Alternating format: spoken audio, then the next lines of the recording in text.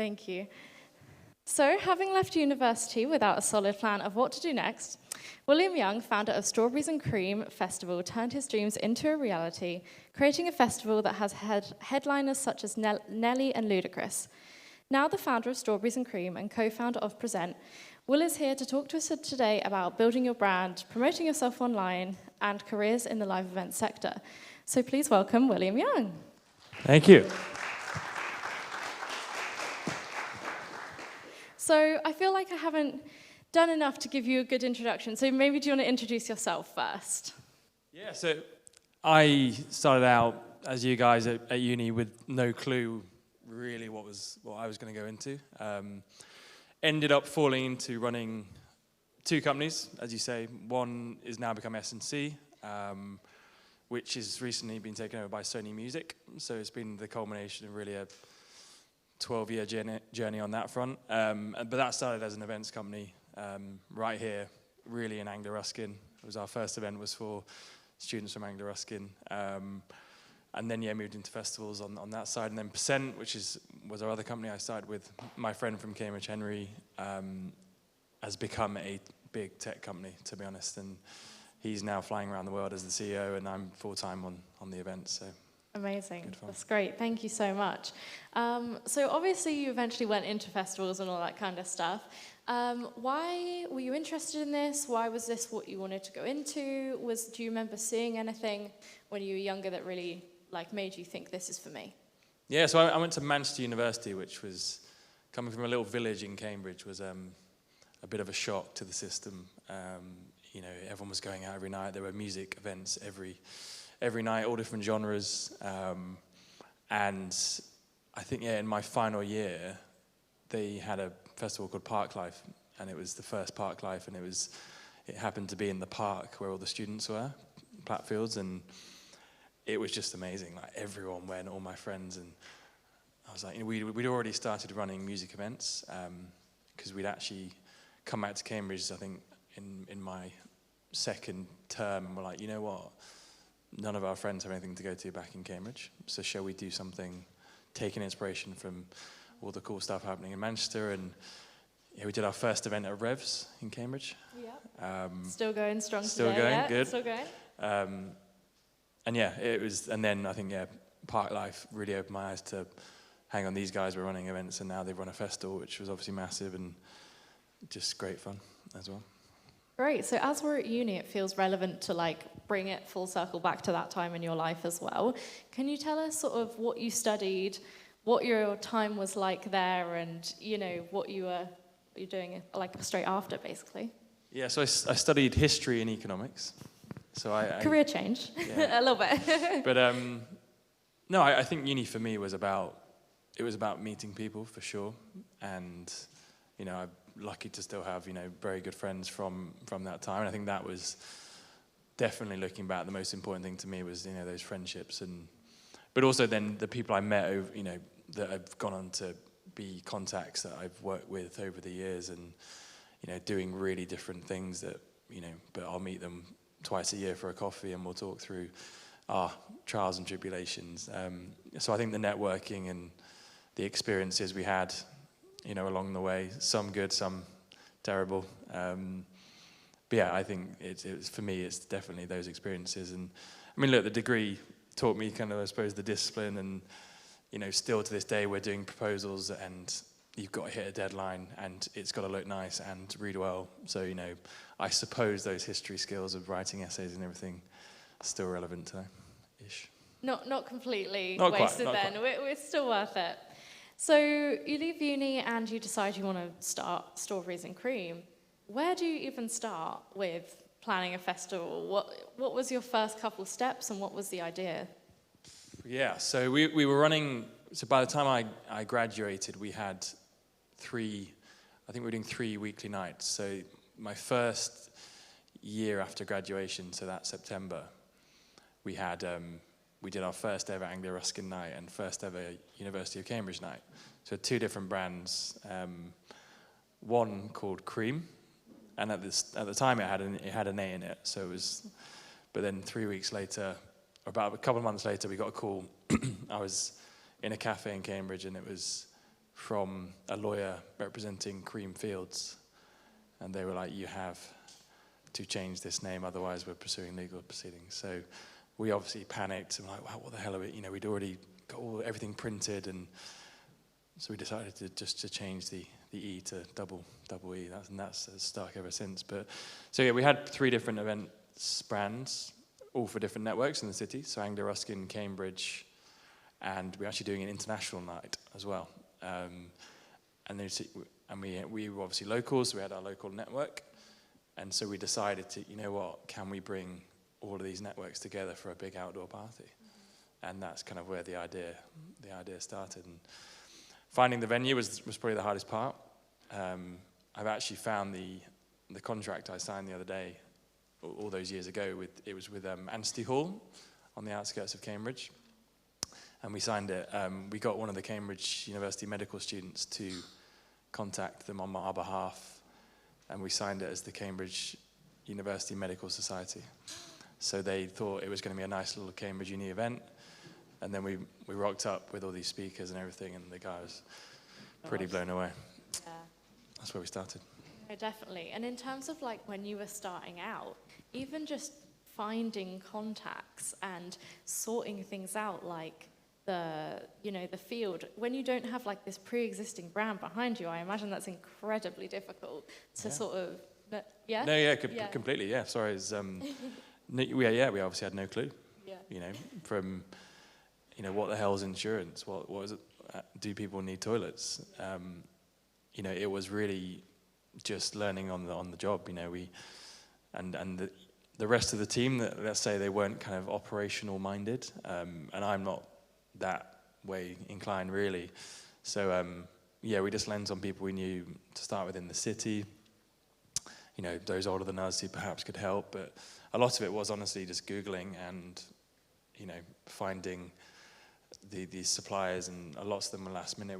I think that for the first festival, we had to call, so they put the stage in, put the speakers in, and then they realized that after they left that the trees were blocking the speakers, so we had to call them back the night before, pay them an extra £500, which at the time was obviously a lot of money. And so it was just things like that I actually remember that we had to do the food, and we didn't know how the food worked at a festival. So we actually got, it's weird to think, we got a caterer from my dad's office to come and do the food, and I remember sitting with him, and he's like, oh, how much do you want to order? And I must have been very hungry at the time, because I was like, well, burger each, hot dogs. Ended up ordering so much food, and it was all left over. Yeah. So we had all those rotting hot dogs in my parents' garage the week after. So yeah, learning on the job for sure. Yeah, and of course, like when you start these kind of events, what kind of funding did you have, or did you fundraise? Did you get sponsors? Like, what did you do? No, at the time, it was all self-funded. Like we'd obviously made some cash from the events we were doing, so that was really our cash flow, and then we did it on ticket sales. So that's still relevant today, and actually causing a bit of an issue in the industry, probably still to this day, where you'll find people, and certainly now, chasing their tail, selling tickets to fund events. Yeah. So it can create a really vicious circle, sadly. Then there's quite a few festivals now that are, who don't perhaps have funding or a big company behind them, that are beginning to get caught out by that. But at the time, we had no idea. We were just funding it with some cash we had from the events and then on ticket sales. And obviously it's grown to this monumental scale over the past 10 years. Can you talk a bit about the growth of Strawberries and Creem, and how you started to get these big names coming to your events? Yeah, so after the first year, it kind of, we all went home, and once we'd recovered from the shock, we'd had about 2,000 people there, so we could just about call ourselves a festival. And then, next year we said, what, actually let's move to another site that gives us a bit more space to do stuff. And I think the turning point for us was we managed to so Skepta had just, we knew, so Priye who worked with us, he was at Cambridge Uni, and he got an internship at Sony Music. So he had this kind of insight into artists, and that they were from London. These guys were from London, so they kind of knew what was coming through. And yeah, this guy called Skepta was coming back, and I remember speaking to the agent. So this was probably, say, in December, and the festival was planned for June, and we managed to secure Skepta. I even remember the phone call for about £5,000, which, it was a big coup. And then he brought out a song called Shutdown, which, I mean, still to this day is a great song, but it just caught this curve in the UK. I think he went on stage with, I think Kanye brought him out on stage at his little London show, and about a month before, and so he was just going like that, and we booked him here. So it came to the week of the festival, and we're like, he's going to pull out, isn't he? He's going to pull out. And to be fair to him and his team, they rocked up and they did it. But that for us was showing we effectively had a massive headliner at that point, and I think that was as soon as you have that legitimacy of someone like a Skepta performing at your festival, it kind of paves the way for you to book everyone else. Yeah, definitely. And can you talk maybe about how it's been working with such big names? You've had Nelly and Ludacris and all that kind of stuff over the years. Can you tell us what that's like, booking these people? Yeah, I mean, it's a whole spectrum of, and where do I start? But yeah, I mean, on the whole, we've become more professional over the years. So, so every artist you have, they send a rider across. So the rider is, specifies that you've got their tech rider, which kind of all their technical requirements, and then you've got their kind of personal rider. And I remember, so we had Nelly played at one of the festivals, and this was, I think, the third year after Skepta, and he had 20 white towels on his rider. Like, who needs 20 towels? It's a little bit overkill. Yeah, so we were like, he's not going to actually need 20 towels, so it will be fine. And then half an hour before his set, and his manager comes over, he's like, yo man, where the towels at? And we're like, oh, we've got 3 towels for him. And they're like, no man, he needs his 20 towels. And we're like, oh shit. So basically we didn't have time to go to the shops or anything. So we basically put a call out around the site. It was like, right, anyone with anything that looks like a towel, come to backstage now. And I remember we were cutting up towels and folding them to make it look like we had loads of towels. And then we gave them to Fraser, who's from Anglia Ruskin, actually, and he just handed the manager this big stack of towels, and luckily they took it, and that was the last we heard of it. But God. I mean, we've had loads of. So we had Grace Jones perform at Cambridge Club 2 years ago, maybe last year, and on her rider, she wanted 20 oysters. Specific. But that wasn't the excitement, and it was a young man to shuck them. So we had to provide both of those things to. Right. Were you that young man? I wasn't young enough. Right. So. We paid someone else for that. Okay. Right. And I know you briefly mentioned before we jumped on stage about booking Lil Wayne, and then this changed to Ludacris. Are you happy to talk about this? Yeah, for sure. Okay, perfect. Tell us. Not happy, but I'll talk about it. Not happy, but it's a good story, so we'll go there. Can you tell us what that was like? Yeah, so, long story short, we'd booked, we'd managed to work our way up, and this is when we'd become part of Sony as well, so, we had the contacts, and we managed to get through to Lil Wayne's team, and we're like, agreed to get him over to the UK for the first time. Now, he had not been allowed into the UK for, I think, over a decade, because he had a conviction or something, and but Donald Trump, of all people, had given him a pass when he was leaving power. He could kind of do this thing on his last day where he could. I remember him weirdly doing this to a bunch of random celebrities. A pardon, it's fine, yeah. So Lil Wayne was one of those people. So we were told by the lawyers and everything that he was now allowed back in. So we announce him, and it just goes crazy. Like, everyone picks it up, like BBC, Sky, whatever. So, you know, it's a big deal. So yeah, fast forward to the week before the festival. You know, we've been trying to get these documents through from the lawyer, and they've still not sent them through. And it had gone right up to, I'm pretty sure, Priti Patel. And they came back on the Friday. So we had Cambridge Club the weekend before, and then Strawberries and Cream the weekend after. And the Thursday night before Cambridge Club, we went on site, they called and said, he's not allowed in. You're going to have to cancel it. So we were in the hotel in Cambridge, and I remember we got into like the war room. It was like 11 at night, and we were like, what the hell are we going to do? And that's where Ludacris came and saved the day. So, of course, he was filming Fast and Furious in the UK. Of course, as you do. Yeah, and it was a real just lucky break, because he was here. We called his team. We were like, look, Lil Wayne can't make it. You'd be great. And very, very luckily, he said yes. And he actually did a video with Jason Statham for us on set, which was amazing. And yeah, to be fair, he was amazing, and he was cheaper than Lil Wayne, which helped.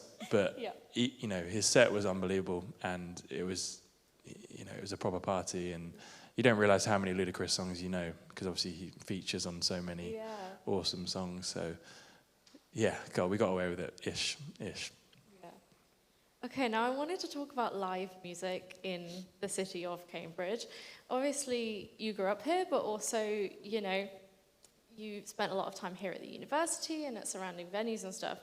And actually, currently in Cambridge, it's kind of a really sad situation, because a lot of our small venues are kind of like on the brink of closing down, and it's really sad, and it doesn't feel like there's that much hum about live music in the city, or there's not really, you know, not to a public scale. If you're in the music scene, you probably know what's going on, but if you're outside of that, it doesn't feel like it connects so much with the public. So how have you found putting the festival on in Cambridge, and how has the response been from the city itself?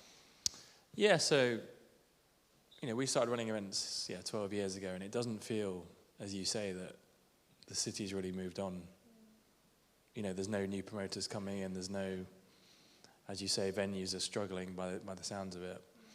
You know, so, I mean, you've obviously got a few other kind of large events, you know, folk festivals, cool, but, you know, there's not much else coming through, and I think we definitely feel there's an opportunity with the Cambridge Club Festival to help, you know, certainly expand that, you know, offering, because, yeah, I mean, growing up in Cambridge, you know, there were, you know, I even felt as a young person there weren't that many live events to go to, on certainly large scale events. So yeah, it definitely feels there is a need in this city to someone to come in and start doing more, you know. And you know, we actually had a meeting with the city council yesterday, and we are definitely keen to expand the offering in the city, because I think it needs it for sure. It does. It definitely needs it. And, you know, even for us as musicians, it's becoming increasingly difficult to, like, book things, to be there. And even if you end up booking it, there's no crowd. There's no people that want to go out on, like, Friday, Saturday night. And, you know, it's really tough right now, so... Well, that's a whole other issue, isn't it? You know, people, you know, the demand and the cost of living crisis, etc. You know, it is really hitting ticket sales across the industry. Like, you just need to Google festivals right now. I think in Australia right now there's a crisis basically in the festival scene. You know, festivals being cancelled left, right, and centre, and you've obviously got this kind of bottleneck of lack of demand and then cost rising, and it's just obviously. But it's not just the festival and music industry. You know, film. I had dinner with one of my best mates who works in film 2 days ago, and he was saying 80% of the film industry is not working at the minute. You know, which 80%, and his last job that was actually shot in Cambridge, I think they finished in September. He said 99% of those people are not working or haven't worked since. That's incredible. Which is tough. Yeah, and really, really sad as well for the state of the industry. Okay, now obviously you've been doing this for like 10 years. You have a lot of experience under your belt. Can you tell us what you've learned in those 10 years from a more personal perspective and how you feel like you've grown and changed and developed from completely doing this like from the ground up? Yeah, so, I mean, it has been a mad journey. Like, we did start from, scratch. And we've kind of experienced it all. We've had, running festivals is a risky game for sure. Like, the weather can dictate how your festival goes. You can work so hard, and then we had one year where it's actually not the weather on the day of the festivals. It's the weather leading up to the festivals when you're trying to bring all the machinery in. And this is before we knew about trackway. So trackway being literally the track you lay for all the vehicles, and we never had any rain. So we'd done 5 years and it had never rained. So we were like, we don't need trackway. And then this year it rained and it was chaos. And, we were really learning on the job. And I think, every year we've had, just for festivals specifically, we've had probably 2 or 3 kind of key lessons that you can only learn by doing it. Certainly, you can obviously pay to bring senior people in, and we have started to do that. Now we're in a position to, but, it was just, learning lessons on the job. We've always had kind of this, and with my other company as well, it's kind of, there was certainly a belief, it's always the hope that drives it, and the belief in what you're creating, but also like the long-term vision. I think we've always had this kind of big vision for both companies, and certainly S&C. And it's that kind of faith, and sometimes it's got us in trouble and got us in tricky situations, but yeah, having that kind of long-term vision that everyone is working towards. We're very lucky to have a really close-knit team that are some of my best mates now, but we've been working together for 11, 12 years now. But having that kind of long-term sort of North Star vision has been the driving force. And I think without that, it's difficult to get up in the mornings to go and work on something. We didn't have an office for the first 5 years. I was in all the coffee shops in Cambridge. So yeah, I would say that's kind of having a good team around you and having a big vision has definitely been the 2 key things for us. Awesome. Okay, so I wanted to talk about our 2 main themes of the day as well, which are social media and AI in music.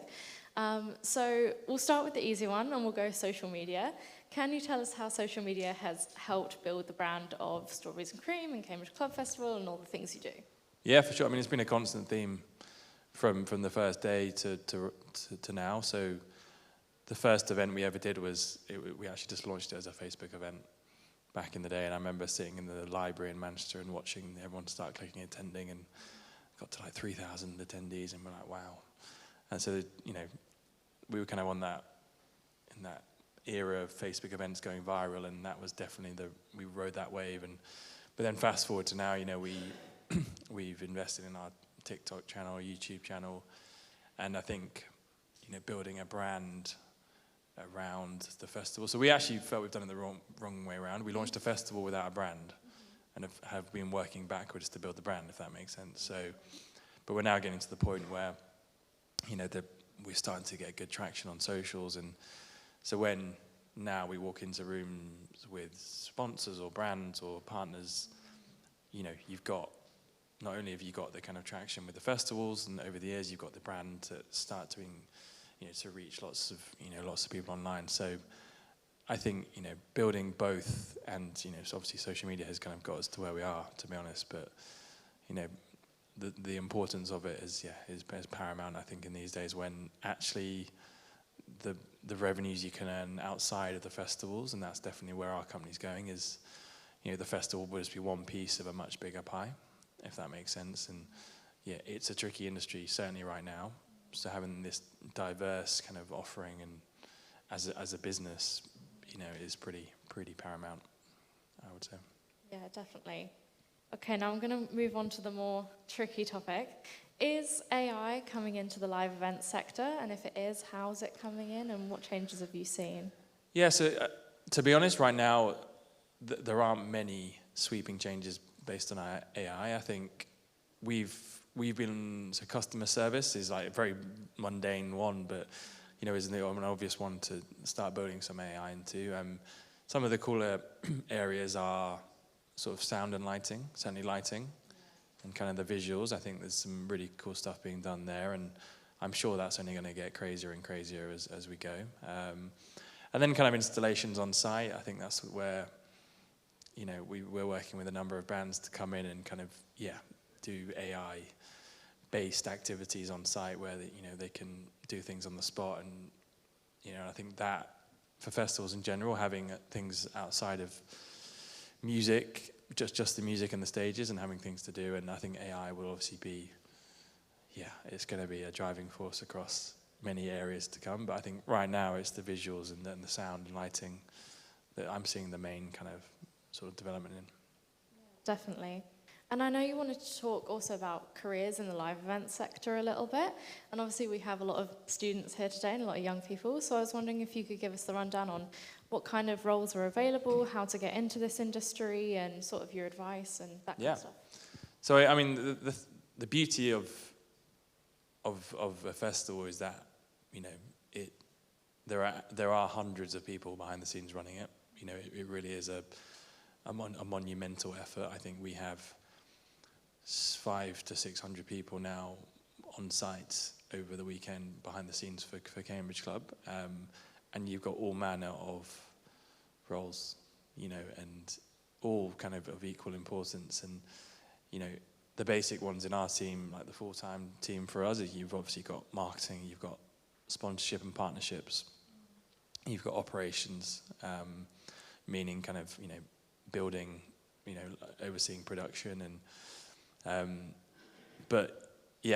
then the agencies come in. So we have an agency who runs the sound and lighting and the production, and you've got a load of roles there. You've got the catering team, which actually is an incredibly important part of the festival piece, and I know in the film industry is similar. So important, and everyone obviously loves the catering team and the thing, but there are so many different roles behind the scenes that I wouldn't have known of growing up. And I think it's a great space to get into once you're in, because it's obviously fun as well. You're on site. It's a really it is such a team effort, and the camaraderie, and we're on site this year for 2 weeks, and when it's sunny and you're working on this project, and it's all coming together, and the stage is going up, and it's a good space to get into. And in terms of getting into it, I think this is still a problem, to be honest, because I was Googling this week on roles in the festival industry or role in the creative industry, and there still doesn't seem to be kind of a go-to platform or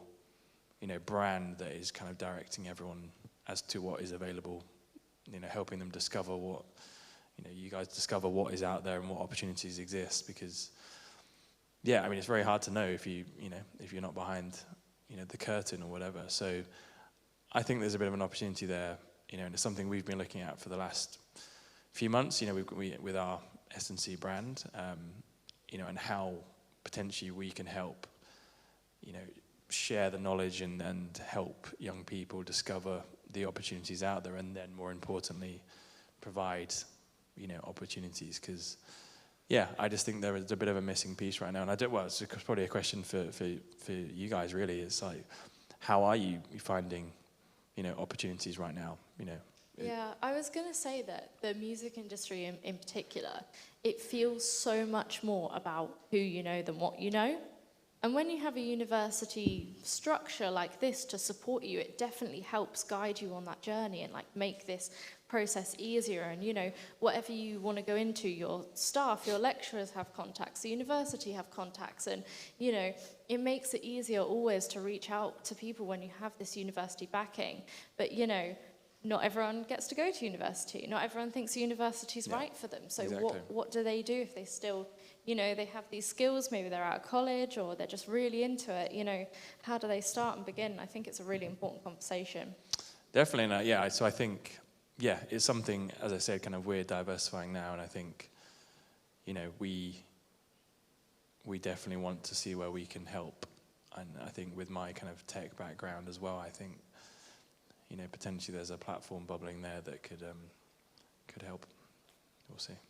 Yeah, so before I open up to questions, I just wanted to ask how you're changing things up with Strawberries and Creem and the Cambridge Club Festival this year. What's new, what's happening, and can you tell us a bit about that? Yeah, so I mean, Cambridge Club's we've kind of settled now on, it's a 3-day festival, camping. It was, you know, we've had Diana Ross and Lionel Richie in the last few years, and it's kind of really scaled up. And yeah, this year's Shaka Khan, which will be cool, and Jessie Ware's on the Friday, and Earth, Wind and Fire on the Saturday. And so that, you know, that's kind of in its current form is, you know, we're really happy with it. Strawberries and Creem is moving to London. So it's taken us a few years to get the site, and yeah, in August we'll be doing our first kind of, I think it's a 10,000 person capacity event, and then we're doing something with Notting Hill Carnival at the end of August, and there's a big venue. Maybe I shouldn't say this, but anyway, we're doing a big there's a venue called Drum Sheds, which is owned by the guys who run Printworks, and we're in talks to do an indoor show with them in the summer. So, you know, we're taking on less riskier projects given the climate, but we're going to be building out the kind of partnerships. And we did an event series with Hugo Boss last year, which was cool, and showed us kind of the opportunities available in that side of things. And so yeah, we've got a few other opportunities that we're going to, you know, reveal in the next few months, I think. Awesome. So I'd like to open it up to audience questions now. So yeah, over here if we can, please, Sam.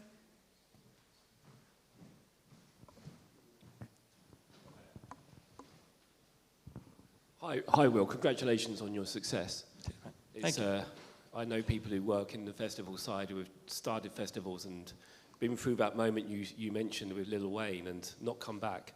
So well done for persevering. You just saddened me actually, because you mentioned you was moving to London, because I thought what the question I was going to ask was, or point to you, is that I'm actually quite new to the Cambridge live music scene, and I actually have a very positive take on it, because my company put the sound system in at Tall Trees, which is a small venue, but it's a lovely little venue, and the talent going through there is incredible. And we've now got a little WhatsApp group, and you know, there seems to be regular events at places like the Geldar and Six Bells, which are only small places, but they're all packed, full of music lovers. And then I went to Strawberry Fair, which, you know, I saw a lot of these performers performing at Strawberry Fair.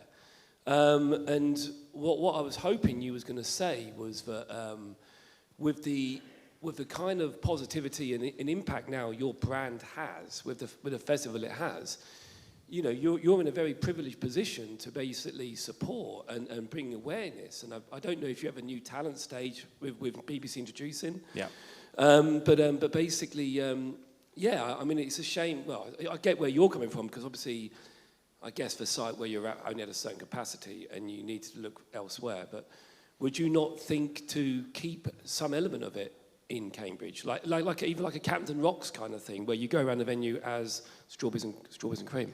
Yeah, so the Cambridge Club is going to become we're basically doubling down on the Cambridge Club brand in Cambridge. So we actually have a partnership with Green King launching, I think it might go live today, and that is a live and local campaign.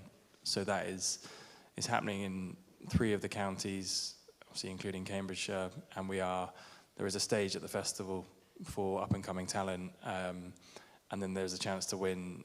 There would be a vote, and the winner will play on the main stage as well. So Champion Future, Celebrate Heritage has been our mantra as a company. So, you know, alongside Skepta, we've had the kind of true up-and-coming talent as well. And it's definitely something that, yes, Strawberries and Cream. I mean, Strawberries and Cream is basically, it's a very different brand. I think the Cambridge Club is a more encompassing brand that obviously works very well in Cambridge. And as I said earlier, we are going to look to expand the offering throughout the year. You know, we don't just want to be doing 3 days and then disappearing again. You know, we want to be doing stuff throughout the year in winter, indoor, outdoor, and, you know, a more diverse offering, I think, as well. Obviously, yes, Strawberries in Creem is moving to London, but we still want there to be an offer within the Cambridge Club umbrella that, you know, gets young people involved ultimately as well. Thank you. I think it's so difficult as well, being like Cambridge, the way it's situated is, oh, but you can go to London. But you can go to London and do everything. Because we are so close and we have like direct trains line and it's super easy. So, you know, there is that thing of, well, you can just hop on a train. And I feel like that is why a lot of stuff is in London, and maybe we don't have the biggest music scene here. But I do definitely feel like it would be great to have more support for, you know, those smaller venues and smaller musicians and keep them in business, basically, and keep them running. Because, you know, Cambridge is absolutely oozing with talent and has so much to offer. But it's great that the Cambridge Club is staying here, because I know that is really big, and that type of music does very well in this city. So, yeah, it's nice to hear that you're... Yeah. Yeah. I mean, it's obviously been, you know, we've had this, you know, I suppose disco, funk and soul has been, you know, our original genres that we've kind of purveyed. But I think moving forward, you know, as I said, it will become a more diverse offering. Like, we want to be doing 5 nights in a row, you know, and those events, you know, a classical concert, you know, I suppose expanding that festival offering. But then, as I said, throughout the year, you know, and maybe, you know, certainly is looking at working with the venues in the city, you know, and the smaller ones. So, yeah, I think it's definitely, it's on our radar and something, you know, we're pretty passionate about. Awesome. Okay, does anyone have any other questions? Yeah, Lily? So what would be your advice for getting into festivals, so like working with the festivals and stuff like that, as not as an artist, as part of the... Yeah, you know what I'm trying to say. So, you know, genuinely it is reaching out. You know, it's you know, it's hitting us up on socials or on emails, but, you know, obviously doing that with all the festivals. You know, I think festivals, certainly independents, are always looking for support and help, and there's always roles to fill. Like, as I said, there's 500 different roles on site.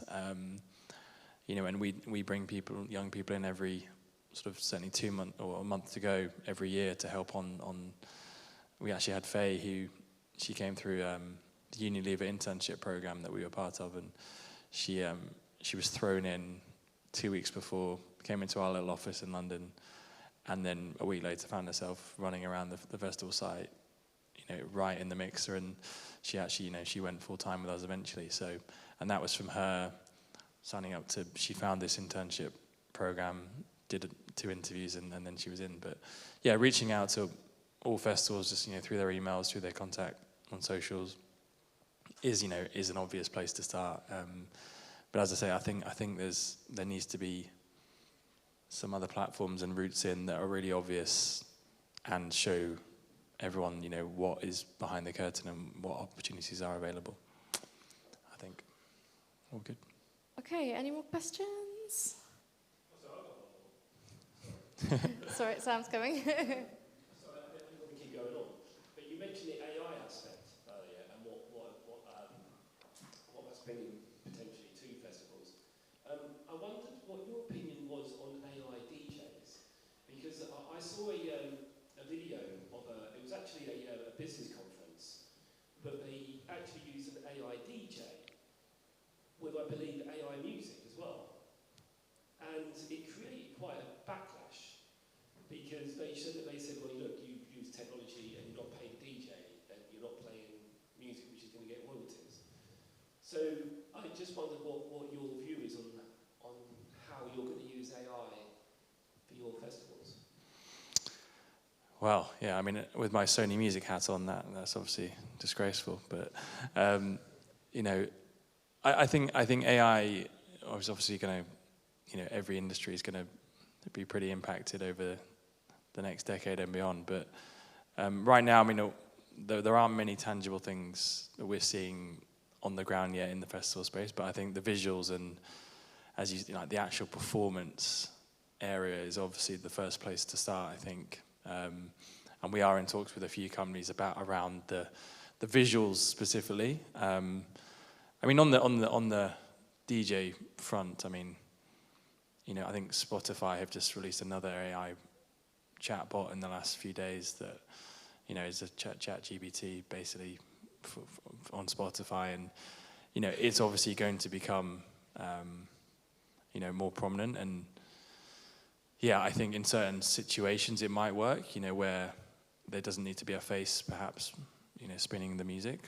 But yeah, if you're talking about performance right now and, you know, crowd engagement and everything, I think before they're all holograms, I think, you know, you're going to have someone kind of there, you know, creating the atmosphere aside from just the music. I mean, Ludacris was the best example. Like, you know, he had his DJ playing the songs, but it was him who was, you know, creating the atmosphere and hyping up the crowd and creating those moments that are unique ultimately in those experiences. So, yeah, I'm hopeful that AI won't take over too soon.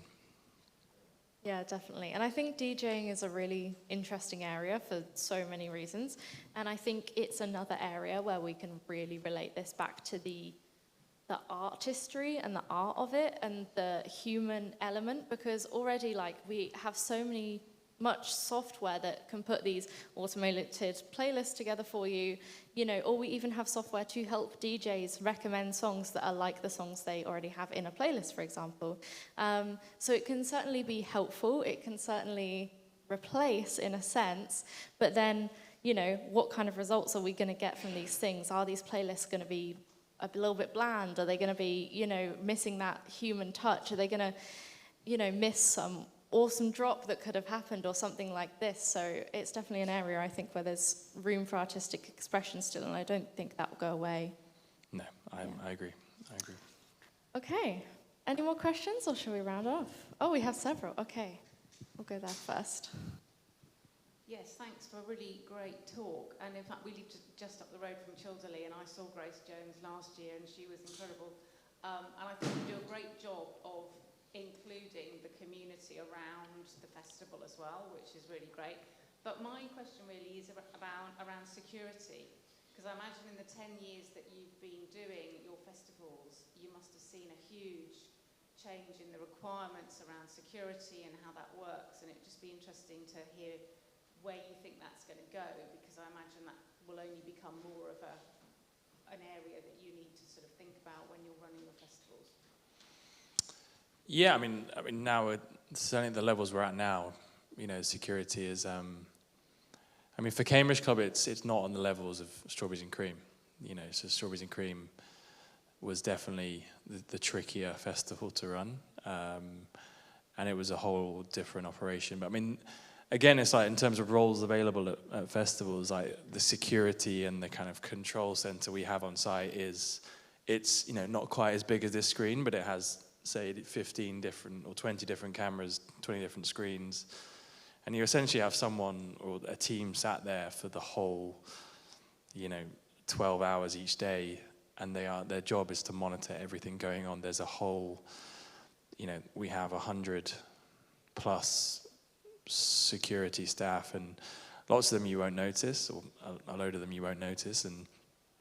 But you know, it's obviously for us, you know, the worst thing that could happen is that, you know, someone gets injured or someone, you know, there's an incident, a serious incident on site. So, you know, it's something that before we even start talking about artists and all the fun parts, it's, you know, the groundwork we have to do to run a safe and successful event. But yeah, it's I'm too nervous to sit in there and, you know, Louise and our team does it, but, you know, it is a real impressive operation. And I think, you know, yes, each year there are new things we have to introduce, you know, and so, you know, whether, you know, we've had everything from kind of, you know, terrorist alerts and that kind of thing, you know, that are happening, not just obviously in Cambridge, but, you know, across the UK that, you know, you have to be aware of. So, you know, it's a constant, yeah, development on that side of things. But yeah, it's definitely the thing for me that we've scaled up probably the most, because, you know, when we first started, you know, it was definitely 10 stewards and a dog, and now it's moved on quite a lot. Perfect. And I'll just take that one more question from the back. Oh, you're good? Okay, no worries. Well, thank you ever so much for joining us today. It's been an excellent talk, and we're so happy to have you. So thank you. Thank you so much. William Young, everyone. Cheers. Thank you.